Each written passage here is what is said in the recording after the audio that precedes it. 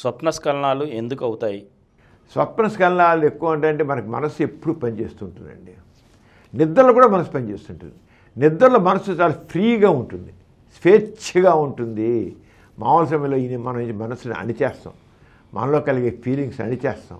ఎందుకంటే ఇది సభ్యత, ఇది సభ్యత కాదు, ఇది మంచిగా మంచి, ఇది మంచి కాదు అని ఇలాగ అనుకుని మనసుని అణిచేస్తాం. నిజమే, ఆ మాత్రం కావాల్సిన సభ్యత కావాల్సింది. కానీ నిద్రలో మనసులో ఆ అణిచివేతలు ఉండవు, మైండ్ ఫ్రీగా ఉంటుంది. ఒక పగలుపూట ఒక మంచి అందమైన అమ్మాయిని ఒక అబ్బాయి చూశాడనుకోండి, ఆహా ఏ కలరు, ఏం ఫిగరు అని అనుకున్నాడు అనుకోండి, చూసి ఊరుకుంటాడు. అందానికి కూడా సాహసించడు, మనసులో కూడా అనుకోవడం కూడా సాహసించడు. అలా అనుకోవడం అంటే పాపం అనుకుంటాడు. కానీ ఆహా ఏం ఫిగరు, ఏం కలరు అనుకునేవాడు నిద్రలో ఇంక అద్దుపోయి ఉండదు కనుక హాయిగా మళ్ళీ మనసులో మిగులుతుంది. పొగలు చూసిన అమ్మాయి మనసులో మిగులుతుంది. లేదేదో బొమ్మ చూస్తాడు, సినిమా చూస్తాడు, చూస్తాడు. ఆ చక్కని ఫిజిక్కి అతని నిద్రలో ఫ్రీగా వచ్చేస్తుంది. ఎప్పుడైతే వచ్చిందో దాంతో ఆటోమేటిక్గా హార్మోన్స్, మగవాళ్ళ టెస్టోస్టెరాన్ కావచ్చు, లేదా ఫీల్డ్ హార్మోన్స్ కావచ్చు వచ్చేసి తప్పని సుఖంకోసారి వీర్యంతో నిండుంటాయి.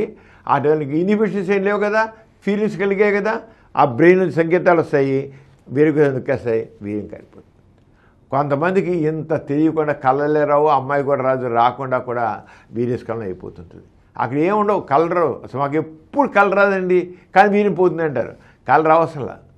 కలర్ రాకపోయినా సరే శుక్రకోశాలు వీర్యంతో నిండిపోయి ఉంటే, ఎవరికి నిండిపోయి ఉంటాయి, హస్తప్రయం చేసే అలవాటు లేకుండా ఉంటారు. కొంతమంది హస్తప్రయం చేయడం తప్పు అనుకుంటారు, వాళ్ళు హస్తప్రయం చేయడానికి అసలు అవకాశం ఉండదు.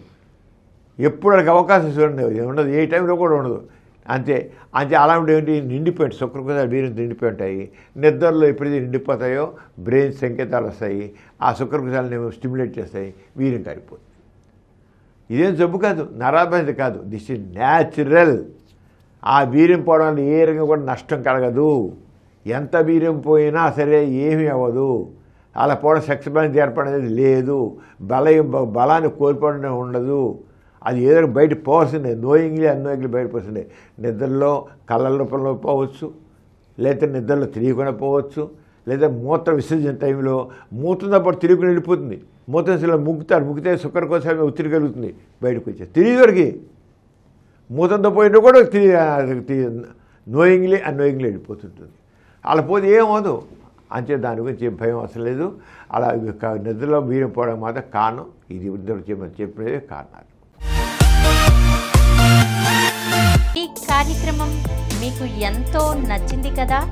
ఇటువంటి మరిన్ని వీడియోల కోసం అనతి కాలంలోనే 20 కోట్లకు పైగా వ్యూస్ సాధించిన సమరం ఛానల్ సమర్పించు సమరం మీకోసం ఛానల్కు సబ్స్క్రైబ్ చేయండి, లైక్ చేయండి, మీ ఫ్రెండ్స్కి షేర్ చేయండి.